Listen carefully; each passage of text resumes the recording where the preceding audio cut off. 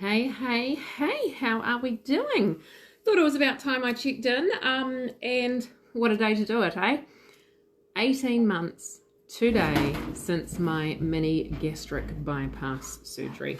18 months to the day since yeah, I took a really big leap of faith and invested in my future, really. So if you have been following the journey all that time, thank you so much. I just thought it was about time that I checked in. So I guess it's not an official weigh-in, but you'll recall at the beginning I was weighing myself very much weekly, right? You know, I would put my post up here, how many days post-op, and I was tracking those weighing go down. Now, I weigh myself every 2 to 3 weeks, just when I kind of think about it. And there is like a 2 kg buffer area that I'm very comfortably sitting within. So I bounce between 59 and 61 kgs lost.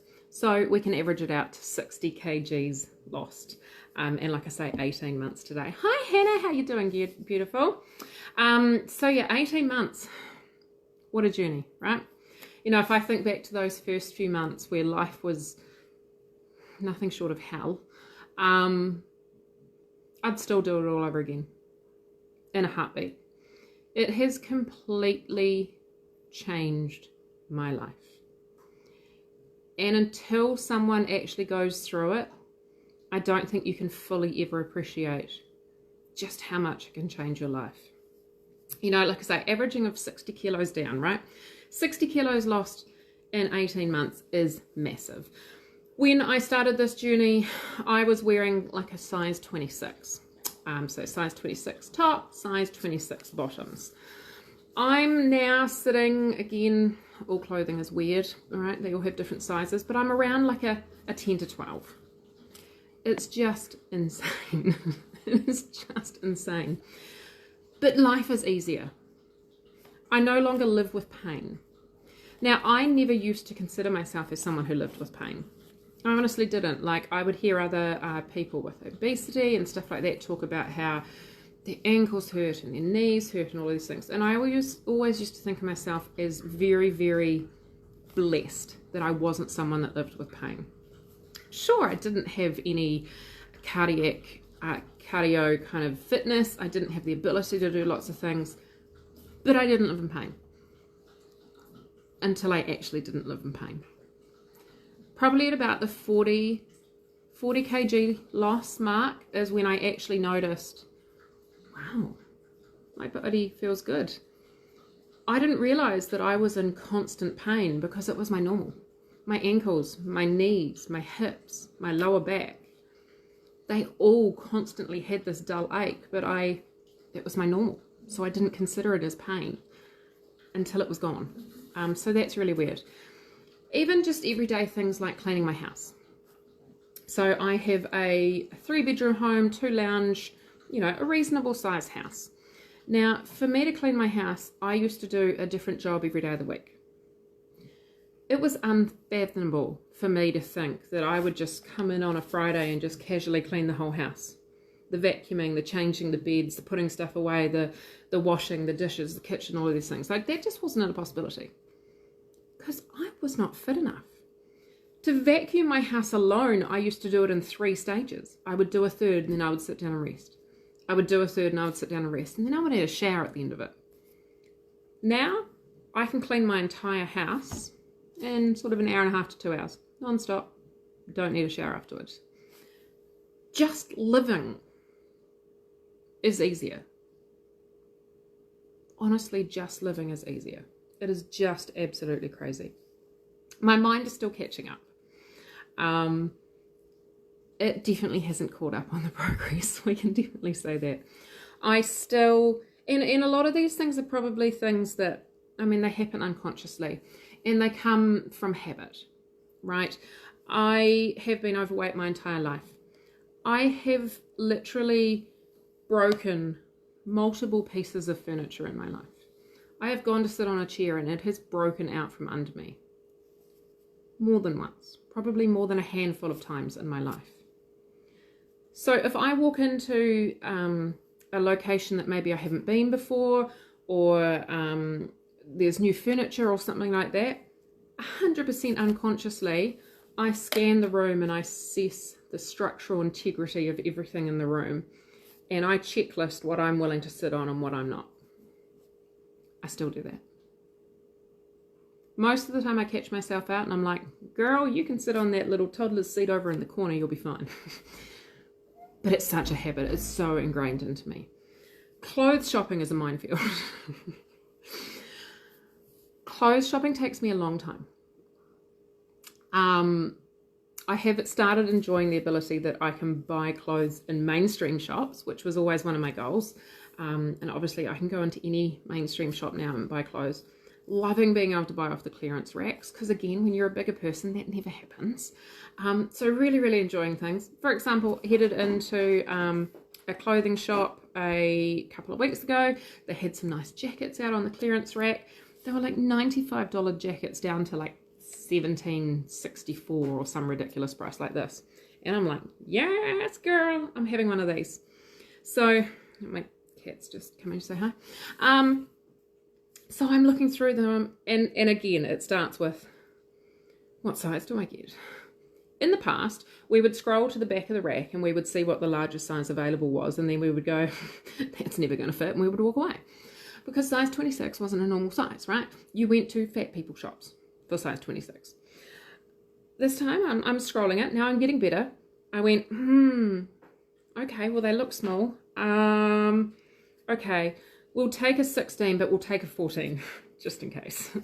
I might fit the 14, but we'll take the 16. Yeah, both too big.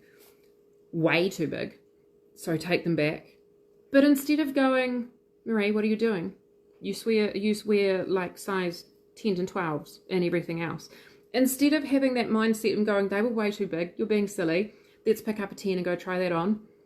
I took the 12 and the 10 back. And I put the 12 on first, and it was too big. And I ended up leaving with a top that I honestly didn't even know was possible to buy for an adult. Size 8. Like in my world, size 8 is a child's size. Like that was something my thigh would fit into before, not my body. Okay. I left with a size 8 jacket, and it fits beautifully. Love it. Size 8. Who even does that? Okay. But even though in my head I'm like, right, 10s, 12s, I took the 16. And I tried it on first. Because my brain still hasn't caught up. Still has not caught up. So I don't know whether it ever will. It's definitely making progress. Like I said, I was more than happy to take the 16, whereas in the past I would have picked up the 16 and laughed, had a giggle at myself and walked away again. Never even going to try it. But yeah, it's getting there, but we're not quite there yet. We're not quite there yet. But just, life is different not being obese. Let's talk public toilets. Now, no one enjoys going to a public toilet, okay? Let's be real. Let's get that out in the way, in the start. No one enjoys public toilet. But back in obesity days, you despise public toilets. Despise them with a passion, okay? First issue, you're going to walk in there and you're going to literally have to like straddle that bowl and try and get all of your body in there to shut the door. That's always the first issue, okay? Then you're going to, derobe your bottom half, and there is no way you're ever going to be able to hover over that toilet seat. Skinny people always like, oh, I always squat over it so I don't touch the toilet seat. It's yeah, girl, these thighs aren't going to hold up me, okay? So you're sitting firmly on that toilet seat. And then not only are you sitting on the dirty toilet seat, but you are touching whatever there is in the room around you. Most commonly, these are our sanitary bins, okay, which, don't get me started, people in public toilets never have the ability to get stuff inside those cleanly. So there's goodness knows what on the outside of that. You are physically touching that, okay, because you are bulging over that toilet, you are smacked up against that, you're smacked up against the wall on the other side, the door's hitting your knees. It's not a comfortable situation, okay? I don't have that issue anymore. Like, life is not made for obese people. And until you're in that situation, I don't think you ever fully understand it. You know, I went to Disney on Ice on Sunday afternoon with my dear mother, and we took my 9-year-old son. Now, that would have used to have been an anxiety fest for me. Okay, I would have been like, this is going to be so uncomfortable. I'm going to be spilling onto the person beside me, on both sides of me. You would spend the whole concert doing this with your arms, just trying to get as much as your body inside your allocated seat as possible. That gets your boobs and everything in there if your arms are like this, you know, let alone your butt that's hanging. It's not an issue. It's more than comfortable. I had enough room. I could even twist around, move side to side. It's fine. Life is just not made for obese people. Airplane seats.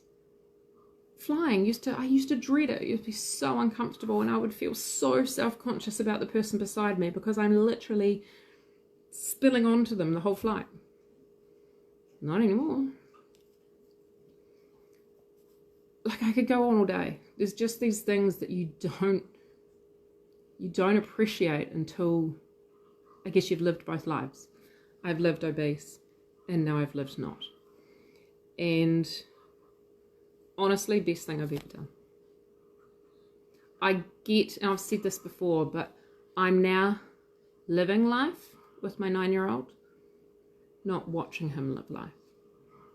And the best way I can illustrate that is that I was the mum that would take him to a playground, and then I would sit on the chair, on the bench seat on the side, and I would watch him play. And he'd be like, Mum, come play. And I'm like, no, you're doing fine. I can see you from here. Because the thought of even having to walk over to where he was would make me start sweating, right? That's never going to happen, let alone what equipment I'm going to break if I try and put my weight on it. Now I'm in the playground with him. I'm running up the slides. I'm pulling the flying fox backwards and forwards. I'm actually living life with him, not watching him. And that is a gift that I don't think anyone can ever put a price on. Because yes, there was a huge financial burden on me doing this. You know, if you've been following me from the start, you'll know that, I mean, the surgery and just the pre-operative dietary requirements, and even just those, the meetings, the multivitamins, even for the first few months, that's well over $30,000 worth. I invested into this. I went private. It wasn't paid by the public healthcare. You can't put a figure on it. You just can't put a figure on the difference it has made. So incredibly grateful to have been able to do this, to have been able to be in a situation where I could make it happen, especially as a self-employed single mum. Like, I get how lucky I am. I get how blessed I am. Like, truly and utterly, I do. So, yeah, 18 months post-op down. Even though I had those awful complications, even though I ended up in hospital with the nasogastral tube being fed by a tube into my stomach for a while there, even though I couldn't work, even though I couldn't eat, even though I felt constantly nauseous, for where I am now, I'd do it again in a heartbeat. No second thoughts. I would do it again in a heartbeat. 100% worth it. 100% worth it. So yeah, that is me. So I am looking forward. I am turning 40 this year. I am 40 in a couple of months' time, in October, and I'm having a birthday bash. It's a bit of a birthday / divorce party / let's start the new chapter. 40, we're going to go into it and we're going to rock it out, and it's going to be my new chapter.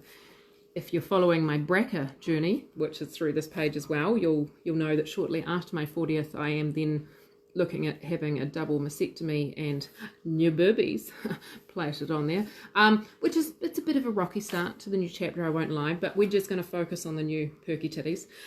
If you don't know what I'm talking about, go check out my BRCA posts. But that aside, bring it on. Bring it on. I'm ready to live the next chapter in my life, and I know that I am going to do so much more living in that chapter that I did in the first. It's going to be contrast is going to be like day to night. Absolutely crazy. But for now, this is me. My size 8 jersey. Yes. Yes. And it was on clearance for like $17. I mean, how good is that? Still live in my compression tights. It's the only thing that stops me passing out. I do still get dizzy on the daily. But compression pants have changed my life. They have changed it. I had the postural hypertension syndrome as a side effect from my surgery, meaning regularly when I stand up from a sitting or lying position, my blood pressure drops so much that I was blacking out. Pants have changed my life. Changed my life. I still get a bit dizzy every now and again. I may pass out, probably average like once a month now. Not much. Game changer. So I live in my tights, my cute size 8 jacket. Loving it. Weigh in. This morning I was 84 point something. I sit between 59 and 61 kgs lost. So I call it a happy average of 60 kgs. There's that 2 kg buffer that I kind of bounce in between. I could lose more. I know I could go on a very more restricted diet, and I know I could lose more, but I'm happy with where I am. And I have started bringing in the odd bit of alcohol, the odd treats and things like this now. And I'm not gaining. I'm more than happy to just be maintaining at the weight I am. So I averaged out 60 kgs lost, 18 months today since I got replumbed. Best plumber in the world, my surgeon was. Changed my life. So again, thank you so much to everyone that has taken this journey with me. This won't be the last update. They're just not that common anymore. Because yeah, life has settled down and this is it's just the new me. So thank you, and I hope you all have a great night.